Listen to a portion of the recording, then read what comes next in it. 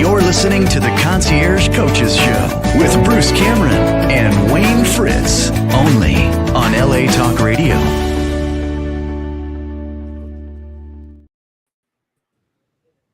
Hello, everybody, and welcome to another exciting episode of the Concierge Coaches Show here on LA Talk Radio. I'm Bruce Cameron. Wayne's not with us next week, but he'll be back real soon. So we are approaching the end of 2024, and my goodness, Christmas is coming up in a few weeks, and man, has it been an action-packed year. We have with us again today Dr. Susan Giddings. Susan, hello. Hey, how are you doing? Doing great. So folks, as some of you may know, Dr. Giddings and I do prison consulting, and man, some things have happened recently that so much has happened that we decided to do a podcast on it today because we want to share with everybody some of the things that are happening. So if you see this podcast a year from now, it's just going to be more of a historical reference of what happened in the Bureau of Prisons in December of 2024 and the early part of 2025. So without further ado, I guess let's get started on the material. So it appears that for various political reasons, or maybe even cost-cutting reasons, that the Federal Bureau of Prisons has decided to deactivate or close, but pick your poison there, several of the prison camps throughout the nation. And the first prison camp that was up for deactivation was the federal prison camp in Duluth, Minnesota. I want to start, Susan, by talking about Duluth because they're going to be the first ones to have to deactivate. The time pressure is on them right now as we speak. To clear the inmates out. And then later on, we'll talk about Morgantown or Pensacola or some of the other facilities that will probably have a longer timeline. And that makes all the difference in the world. And Susan and I are going to explain that.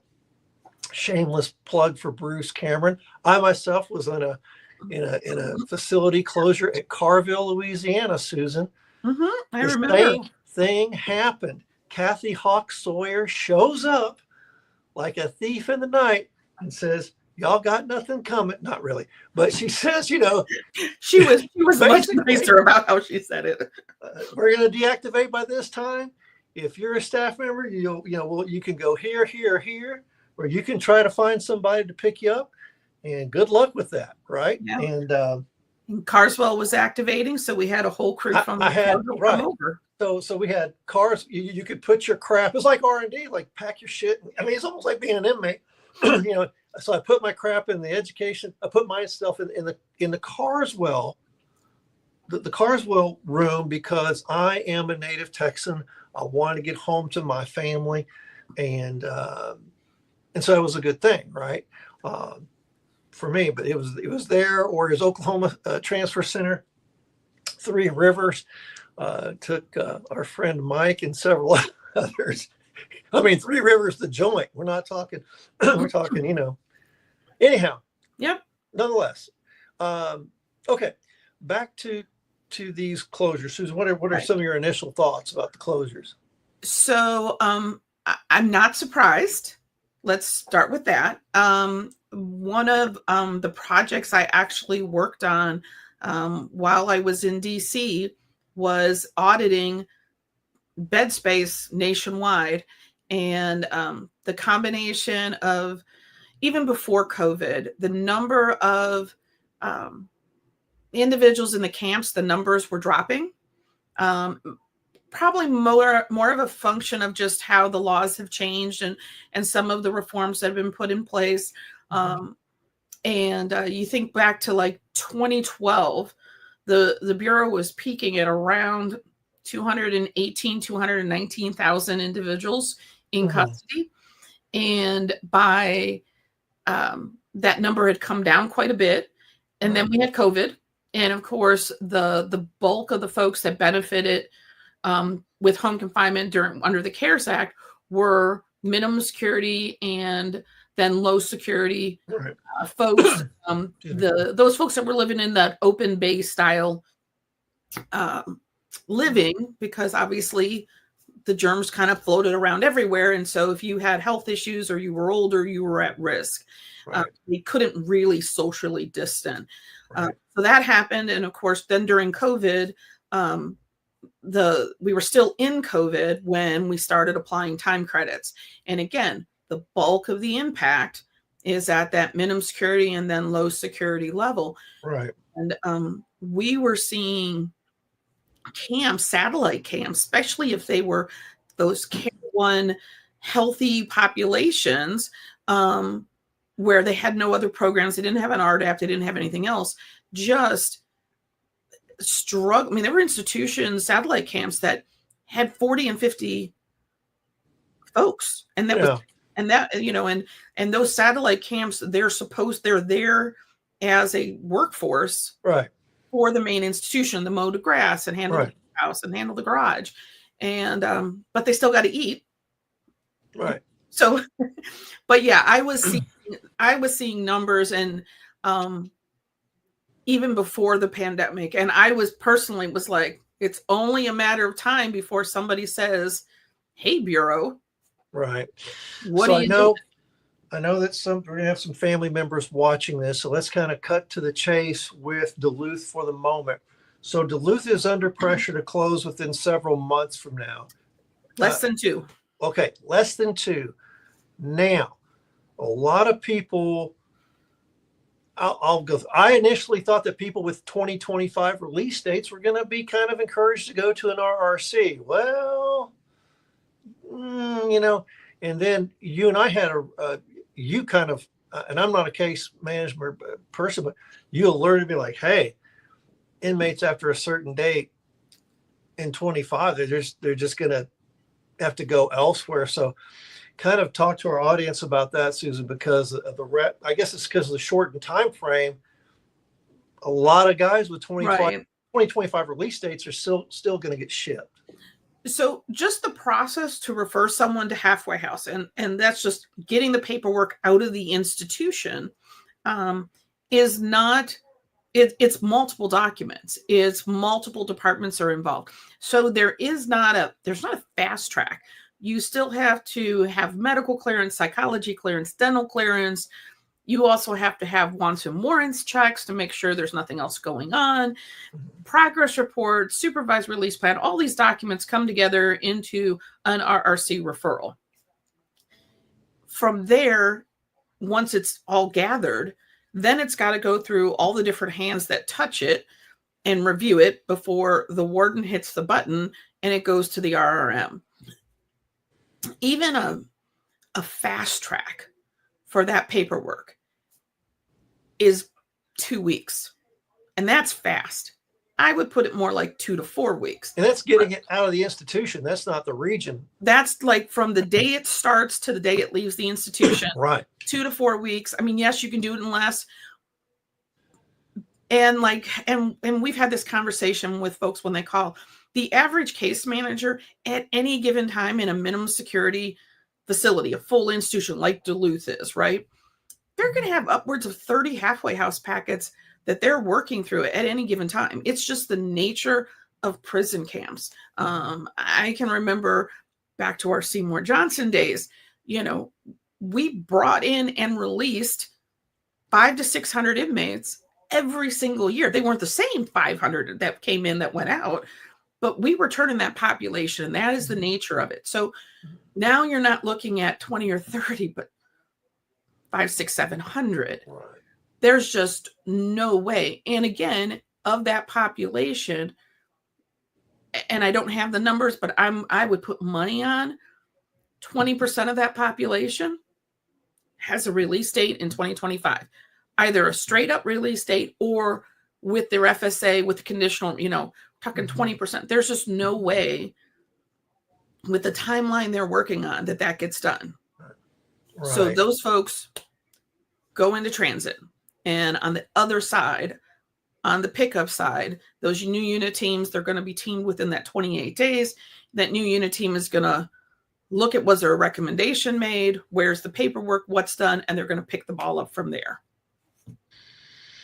Right. And they'll just release from that institution, wherever it may be, you know. And so we've certainly heard about Sheridan, Oregon, and Three Rivers, and maybe a couple of other places that may be places where some of these folks get moved to, because that's where the beds are. And and I know that there's in a perfect world, we don't want inmates more than 500 miles from their home. But I think during these special times that I think they're just going to go with where the bed. I mean, they're going to try to look at that, right? But and that's true even with the First Step Act. So, you know, after the First Step Act passed, there was a lot of folks who were like, it says 500 miles.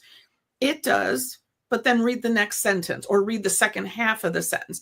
They caveated, Congress caveated that 500-mile rule. That's right. The only thing it does is for those folks who were inside 500 miles already prior to the First Step Act, they stayed put. Since the First Step Act, if they're at 490, 450, and there's something closer, they can move again. That was really the only change, because it's heavily caveated with bed space, medical issues, security issues, levels, everything.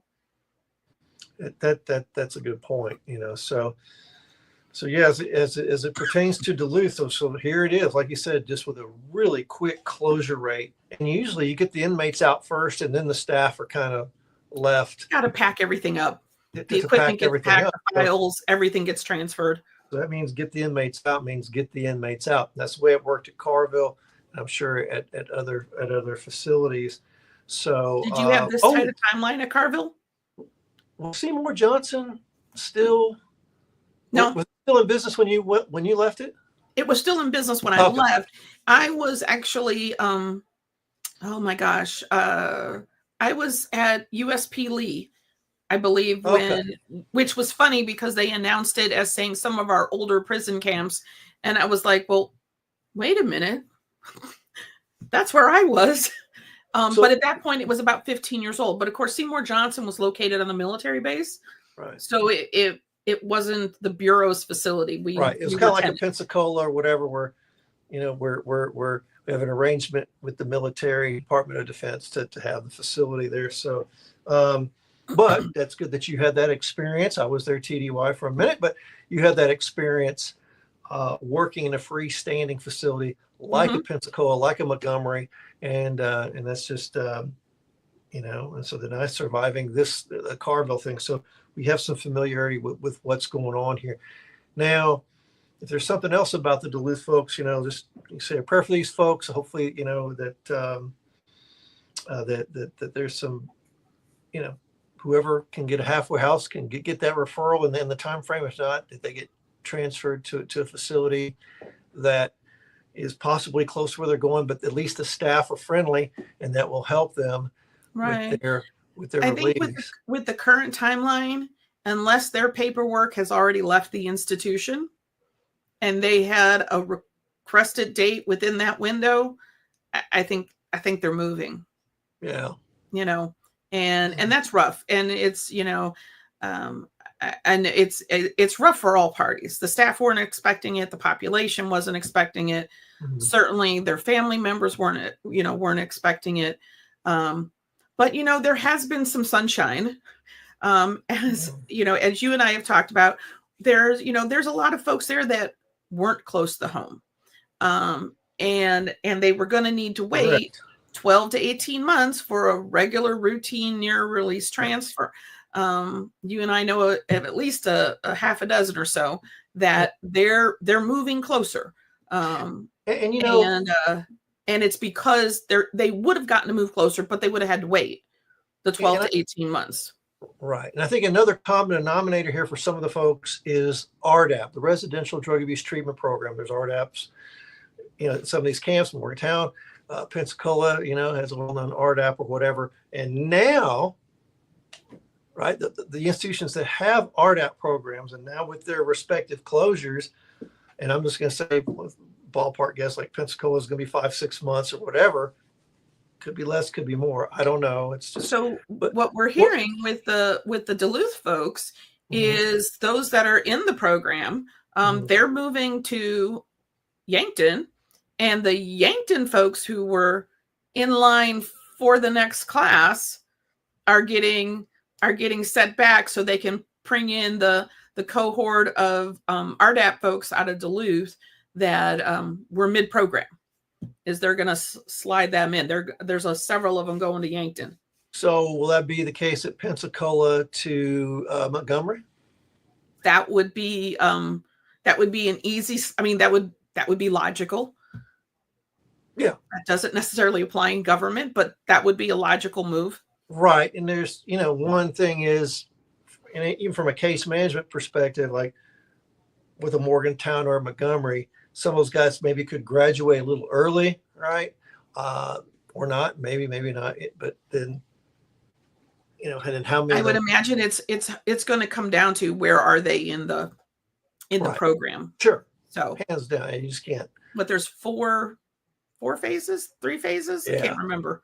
So I'll be right. Depending on how far along they are in the program, will dictate if they have to go somewhere else and finish it. So, that's some interesting times ahead with these closures. Any more thoughts on the?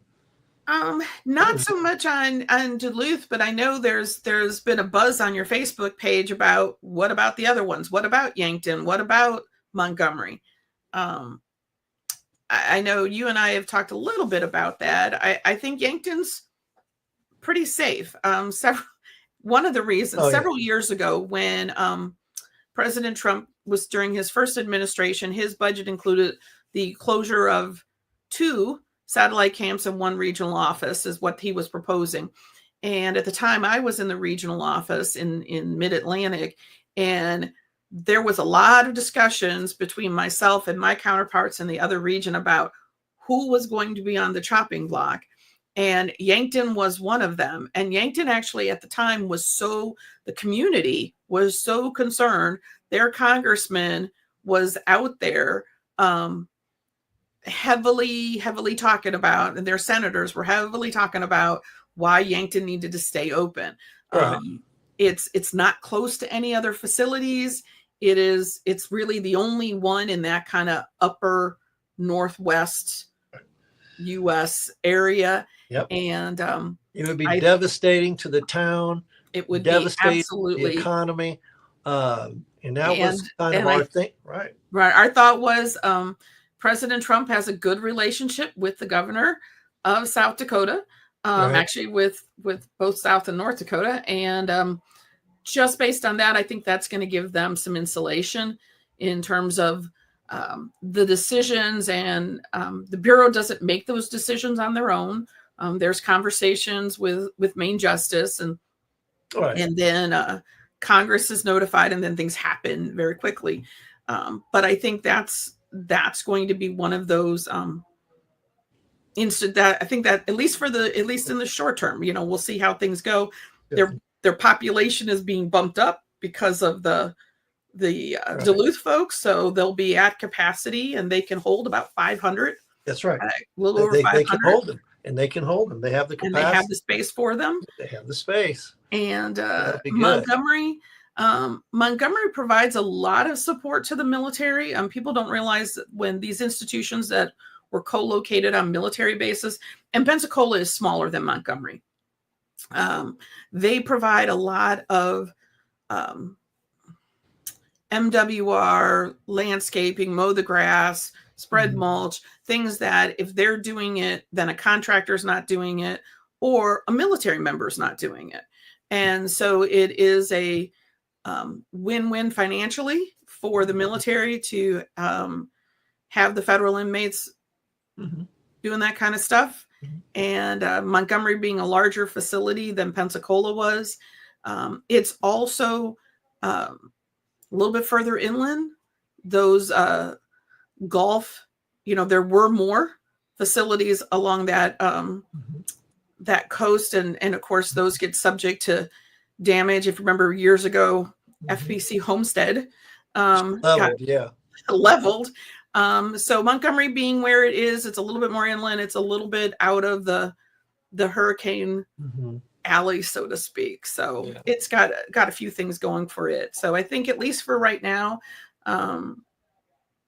Right. and it's going to come down to, are we utilizing, or I should say the Bureau utilizing the space they have effectively? Right. You Right. know, Effectively. So, and then, is it cost effective?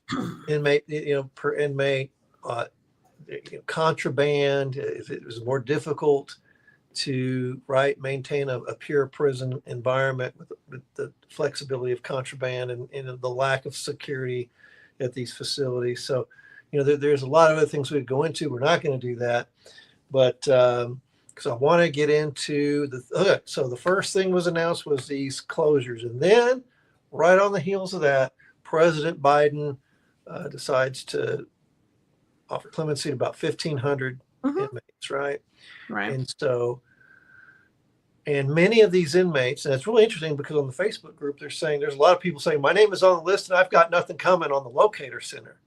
So I want you to explain that here in a minute. Sure, absolutely. So the process, yeah. One thing is a lot of folks don't know the difference between a pardon and a commutation. Commutation. Right. So technically a clemency is just, hey, we're showing some mercy at the presidential level, as far as that goes. Mm-hmm. But the pardons are a complete kind of wiping of your record. Like, everything's gone. You're restored as if your conviction never happened. Clemency, or what is locally referred to as clemency, but a commutation of sentence, is a sentence reduction, which can be anywhere from a fixed amount, take you from life down to 30 years, right? A non-parolable life to something, all the way down to an immediate release. Those clemencies are different. So what happens is kind of the Bureau is looped in that it's going to be coming, but it has to come from the White House first. Like, the Bureau can't jump the gun. Right. So as soon as the White House announces it, the notices are sent, and it kind of works its way down. I was in the regional office when President Obama was issuing multiple clemencies for weeks in a row, and I had to keep track of them, because what happens is it a blanket 5 years, or different people get it's different? It depends on the individual. Some folks are going to get an immediate release. Some are going to get 5 years off their sentence, or they may get a sentence reduction, but the sentence reduction puts, with their good conduct time and everything, is still a de facto immediate release. But it's going to be different. The other things that can happen is, depending on how the actual order is written, it may say that the sentence is commuted to be released in 14 days. So it's an immediate release, but it's 14 days, because even with a commutation of your sentence, the Bureau is still required to do a whole bunch of community-based notifications, whether that's law enforcement notifications or victim notifications or any number of things. The other thing that can happen is a commutation can be can be conditional. In this case, we're not seeing those, but in the Obama administration, individuals were given commutations of sentence if they agreed to participate in the residential drug abuse program. So their commutations reduced their sentence, but they still had like 2 years out, because they were supposed to enroll in the program. So what we did is the notices come, and there's a signature page for the person getting the clemency, and they have to sign for it. Because if there's conditions or whatever the case is, they sign for it. Those all have to come back up through the chain for the Bureau, because then the Bureau has to advise the pardon attorney, hey, he's been notified. Or in the case of, like, with the Obama administration, the RDAP program, the individual agreed to participate, and we were certifying to the pardon attorney that yes, they agreed to participate. Right. And so not everybody's clemency is going to look the same. For instance, I believe you and I have a client that the gentleman had a sizable time left on his sentence, but he still has to do like 4 months, right? Remember? And he was kind of confused, like, well, they're saying I have 4 more months. And he hadn't even seen his clemency, or he hadn't even seen his clemency yet. So, and then once we had talked to him and he was kind of doing the math in his head, and he was like, okay, then I probably got a 5-year reduction. That math works out. So, right. Yeah. If indeed. So yeah, we're kind of going backwards and so for this Reverse gentleman, engineer. right. So why do you think some of the, and you can take the fifth, but why do you think some of the folks haven't had anything on their locator center? Just haven't gotten to them yet? It could, well, we know some of them have been released already. Yes. But now the locator center, there is a delay. So the commutation doesn't even get calculated until the individual signs for their clemency. Because again, it'll say about, it'll reduce their sentence, but still maintain their term of supervision. They have to be given notice, and technically they have to accept the clemency. Again, logically, folks aren't going to turn it down, but depending on the conditions, they could choose to, right? So they have to accept it. Then the computations are redone, but there's always that lag time. So in the cases of those who are looking at immediate or very quickly, like this week, obviously it came in late last week. Right. By the time it appears, they're gone. Because again, inside the agency, they already have that. They're already calling these folks back to the halfway house to turn in their ankle monitors and things like that. So by the time it appears, they're gone. Right. So that's true. And so maybe by the end of this calendar week, we'll see. At least those will be updated on the locator center. Maybe. And like I said, in recent years, the pardon attorneys office has been giving some lag time because of the fact that these notifications that are still legally required have to be accomplished. That used to not be the case, that you just have staff like flying around trying to get things done and faxing notifications and such, and you'd have 6 in an institution, and the staff were spinning around a little bit trying to get everything done and not screw something up. So, and I'm not sure of the route. It goes from the pardon attorney to the institution, the inmate signs for it, it goes back up to the pardon attorney's office down to Grand Prairie. Yes. Yeah. Well, no, it kind of happens once they sign for it. Individual, there'll be actually a pardon attorney, an order from the president, and it will have the list of names on it. But then individually, each person individually is getting that notice and signing for it.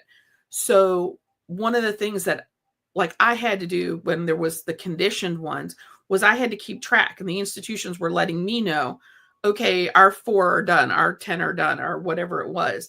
And I had, because again, instead of one massive one, this one was huge. It's not uncommon for a president to issue multiple lists right up until inauguration. Oh, and by the way, so the list, it's done, right? Or are there more people coming, or we don't know?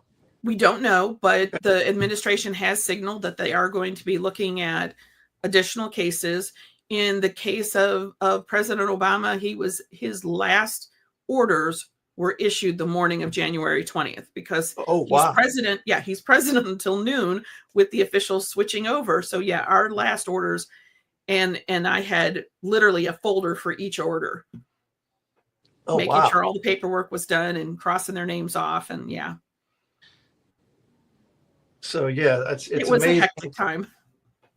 Somebody was asking on our group, why don't they do this in the beginning of an administration? This is, actually, if you're paying attention, there are pardons and things offered during an administration. They just don't get the attention because they're happening in 1s and 2s. It's that lead up to the end, and not if they won. Like it's the lead up to the end when you're leaving. Mm-hmm. This is your last thing you get to do before you walk out the door. Right. Now, a lot of the individuals who were granted in this first batch had been released under the CARES Act. They've been out in home confinement for a year, up to 3 years plus. We saw several of people we've been working with that got it. And it made sense. If you've been out on home confinement for that long, and you're doing fine and you're working and you're taking care of your family and you're staying clean and you're not getting in trouble, it makes sense. It makes complete sense. Yes. For And people they're bogging the system up. And they're clogging the system up. And so yet again, yes, this was designed for people that were out specifically on CARES Act home confinement. A lot of them were. So Biden initiated the CARES Act home confinement exodus from the institutions to the RRC / home confinement, thus creating this backlog or a kind of a flooding presence in the halfway house. And it's just not like the halfway house can create more staff or create more bed space. It actually started, the CARES Act was actually passed under President Trump's administration. Yeah. We were releasing the first folks in like April. Really? Yeah. So Trump was still in office when folks were rolling out to the RRCs? Yeah, it was in those first group, but it continued, you know. I see. We were back people were back to work, and we were still releasing the last of the CARES Act. Folks that went out under the CARES Act were approved, like I think it was May to June of 2023, were when the last referrals were considered. And those folks left like June, July, which some might argue that was extended longer than it needed to be. Yeah, we were putting people out under CARES Act for over 3 years. Yeah. So that's a significant number of folks, and several of those folks had significant time left to do, as in 30, 28 to 2031 or whatever. Yeah, 20. Yeah. So that is quite a long haul to be in a community placement. You know what I mean? Absolutely. It's unbelievable. They were still having to come back and forth to the to the halfway houses to check in. Their movement was still limited in terms of like what they could do. So, they worked and they came home and they went to church or doctor's appointments. And that was pretty much like the extent of their lives. And long term, that's not a real good strategy. No. You kind of put people in a position to at some point screw up, even though they don't mean to. So I know some folks are like, hey, I've been on home confinement. Why am I not on the clemency list? It's like, well, we know that the Pardon Attorney's Office had reached out to the Bureau, and to some extent, we don't have those details in terms of identifying lists of individuals that were out under the CARES Act. But we saw people that were not under the CARES Act also be granted clemency. So that wasn't the only driver. So there are some people that weren't CARES Act that got clemency this go around. Yeah. Yeah. So, there were a lot that had been released under CARES Act. There really were. But were they in RRCs or still in joints? Well, I don't have the breakdown. I know you don't. But I know, but it's not uncommon to have the bulk of the individuals that are toward the tail end of their sentence. Right. So the ones we're seeing have not been institution released, but that doesn't mean there isn't, and that doesn't mean more aren't coming. I mean, I think you and I have said on the Facebook group multiple times, can't win if you don't play, fill out the paperwork. Don't depend on your name being on the list that was gathered, do the paperwork. So now are there people that were on CARES Act home confinement and they were found to be of a less security risk to get out there, but yet they weren't on the clemency list? And again, we don't know what the Pardon Attorney's Office was looking at when they reached out to the Bureau to pull lists together, right? You also had folks who went out to halfway house and home confinement during that period of time with FSA credit. So they might be sitting there going, well, I've been out for more than a year. Why didn't I? They didn't go out under CARES Act and they just went out under SCA and FSA, even though they're sitting there and they went out during the same time period, Right. But they're Doesn't methods. mean they were Right. the same group. We had internally, we had assignments. We could run rosters and identify who was CARES Act and who was something else. So yeah, definitely suffice it to say the CARES Act folks got the overwhelming in at least in this first batch, yeah, absolutely. First batch. And so, however, if you're listening to this show on our Facebook group here in a little while, and you're kind of outside the parameters, or you got out, or you got clemency, but you weren't CARES Act, or you were CARES Act and you didn't get clemency, your name's not on the list, please give us a call. Because we want to hear your situation, right? Because we're students of the federal system. We worked there a long time. We both retired there from there. So we've dedicated a lot of our adult lives, if not our entire adult lives, in some respect to the Bureau of Prisons. I know that's a sad commentary, but that's why we're here, right? Anyway, we were babies when we started. So what? I said we were babies when we started. At least I was. You were a little older. I know, right? It's amazing. I was talking to some folks, and a lot of things have changed, but man, this reduction in force thing is kind of going by the numbers at these institutions. I mean, it's going right like it used to be, like it always has. So certain things don't change. So, but in terms of the clemency, we see it on the Facebook page. Like it doesn't cost money to apply. You don't need an attorney to apply. We have put the link out there. The online application is in Spanish and English.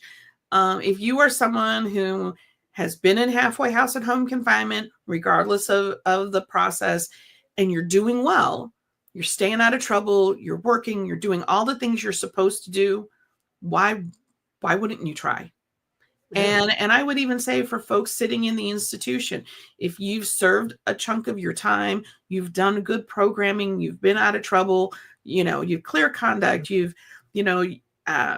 I can remember one of the cases I had many, many, many years ago, a female, she had been in prison for 7 years. And during that time, she got her high school diploma, she got her welding apprenticeship, she did all of these things. And when the opportunity came, this was under President Clinton, she was a great candidate. And she went from 14 to 7 years. They cut her time in half. But she had done the work while she was in prison to make her a good candidate.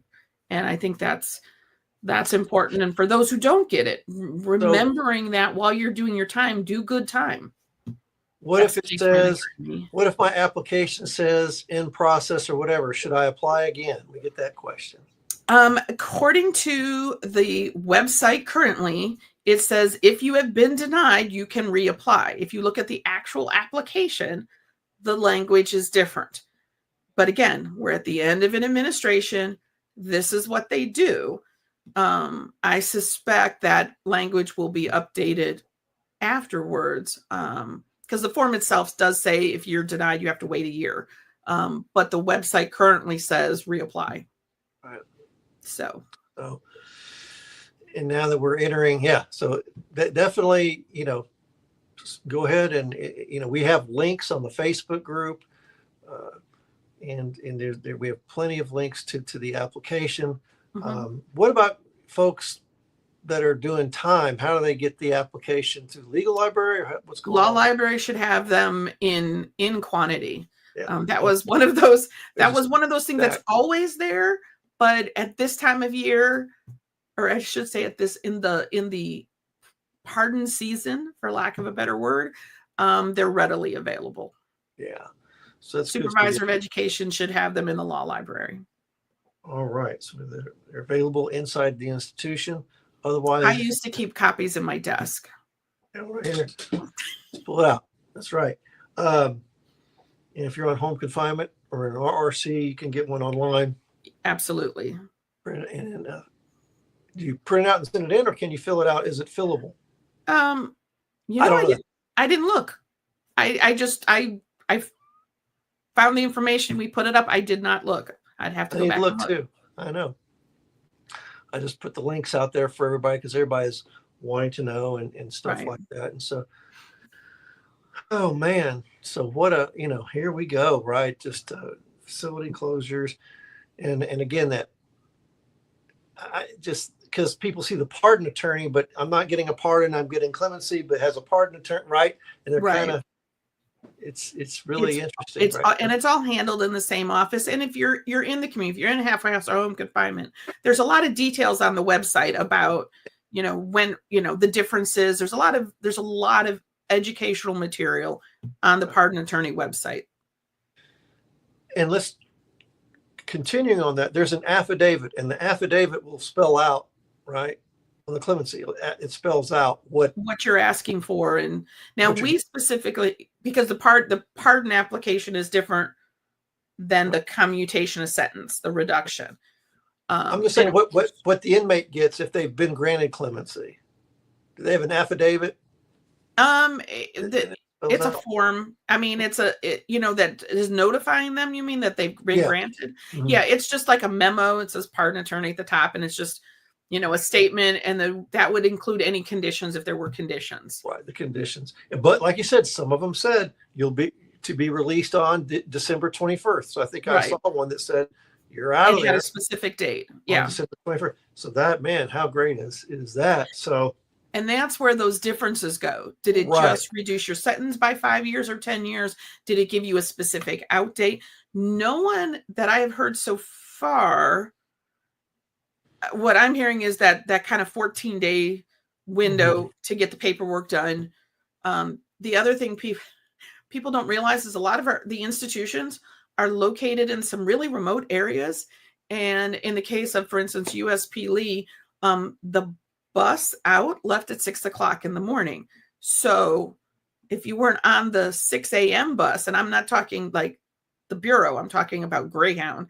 If you weren't on the 6 o'clock bus, like depending on what direction you were going, sometimes there was only one bus a day going east, and there might have been one or two going west, and they, so that was a big deal. Like from my experience, when I was a case manager and you were doing these immediate releases and you were trying to find, well, what's the next closest bus station? Because he's got to go 500-600 miles and the family can't get here. Right. So from a case manager standpoint, from getting the work done, I realize the folks that are serving the time, they just want to be done. Right. But from a case management perspective, having that couple of weeks to plan.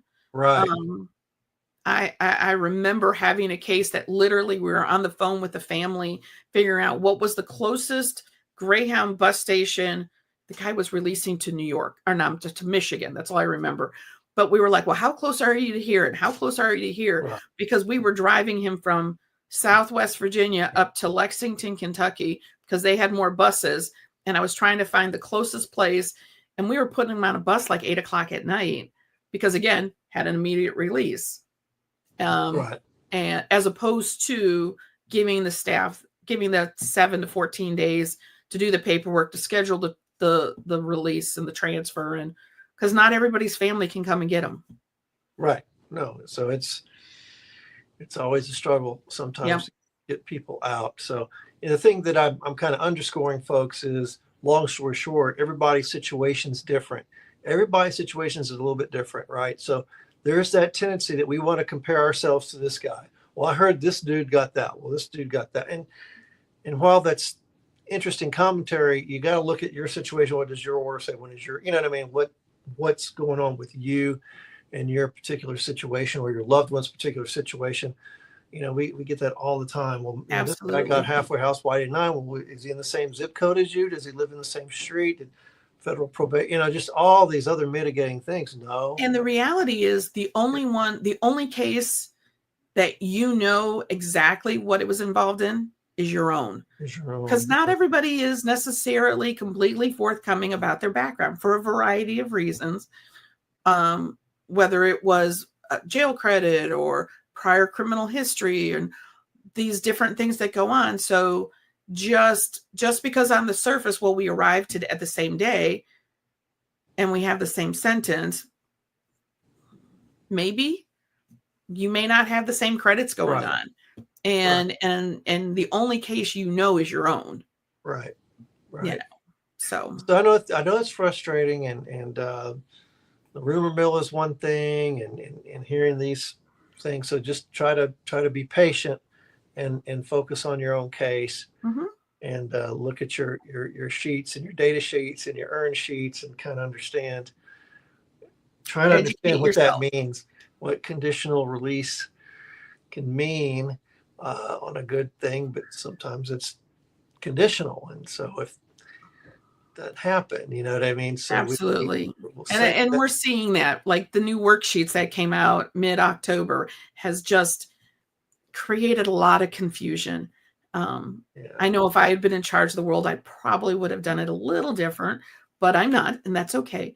Um, Right. but No, there is a lot of confusion, and that confusion, that instinct of I'm not getting what I'm entitled to. Why? Why are right. they picking Well, on the me? sheet says this.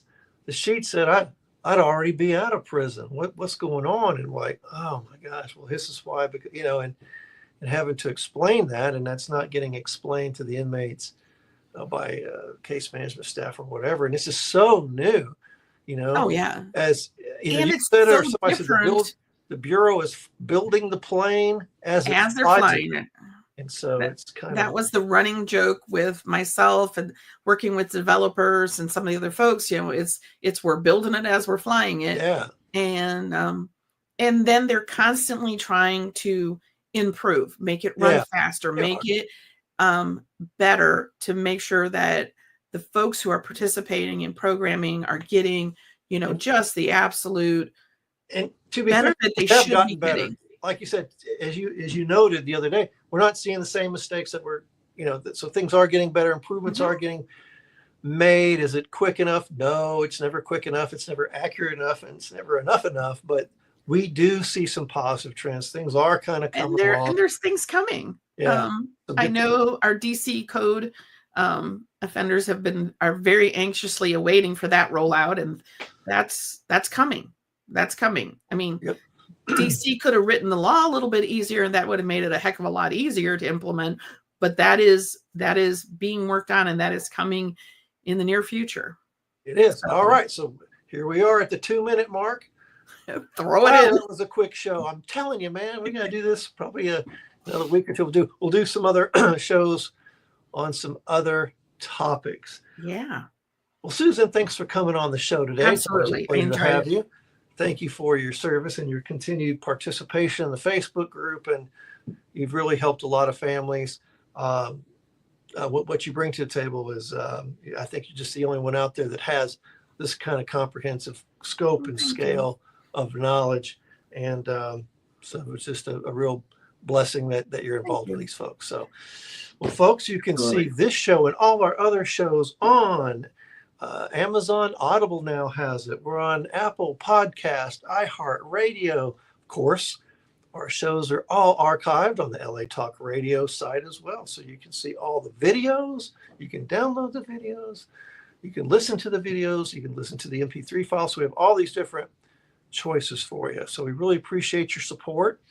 And also a quick plug for our book, Unlocking Federal Time Credits. Hold on a minute. Oh, here we go. So you can tell I'm never far from a copy. Anyway, this thing here is an awesome resource for First Step Act, and it can also be mailed into the institutions, so you can have one at home and one in the institution and really understand what's going on. So I know a lot of people are going to be FSA eligible here, but if they're scoring down, this is going to be, or they're newly admitted into prison. This is going to be a big resource for you. All right, then.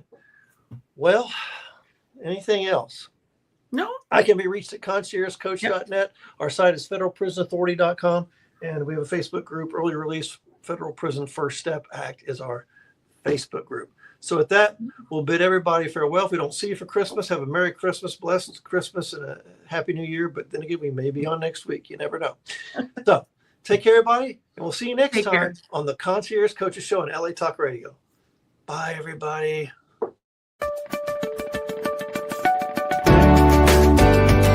You're listening to the Concierge Coaches Show with Bruce Cameron and Wayne Fritz, only on LA Talk Radio.